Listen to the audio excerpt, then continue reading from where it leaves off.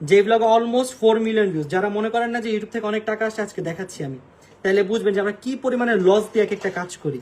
ভাই শুনেন, এটা আমি দেখাতে চাই না, বাট কিছু মানুষ মনে করেন যে আমি ইউটিউব থেকে অনেক অনেক হাজার হাজার কোটি কোটি টাকা কামাই, তাদের জন্য আমি দেখাচ্ছি। ওয়েট, আমি একটু বের করি যেটা আমার সবচেয়ে ফার্স্ট যে ব্লগটা পোস্ট হয়েছে, সবচেয়ে মোস্ট ভিউজ ব্লগ, এই যে এই ব্লগটা দেখেন, 4 মিলিয়ন ভিউজ। ঠিক আছে, চায়নার ব্লগে যাচ্ছি আমি, আপনাদের দেখাবো আজকে, লাইভ দেখাবো আমি কত পেয়েছি ইউটিউব থেকে।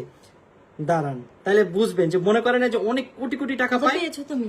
ও মাই গড, দেখেন ও মাই গড, চায়নার ব্লগ থেকে দেখেন 600 মাত্র $691। এই $691 মধ্যে দাঁড়ান, একজনের ফ্লাইটের টিকেটের না টাকা না ওয়েট, আমি ক্লিয়ার করি, $691।